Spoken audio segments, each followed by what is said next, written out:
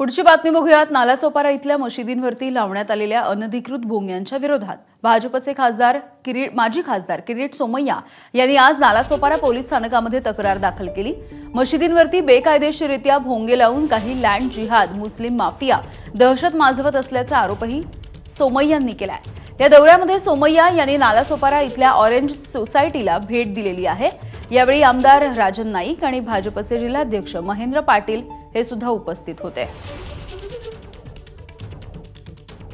जो मस्जिद के ऊपर गैर कानूनी लाउडस्पीकर लगा के जो एक दहशत फैलाने का काम कुछ लैंड जिहाद करने वाले लोग, जो मुस्लिम माफिया, उनको मैं चेतावनी देना चाहता हूं, पुलिस को भी मैं वार्निंग देना चाहता हूं कि ये इस प्रकार का लैंड जिहाद नहीं चलेगा।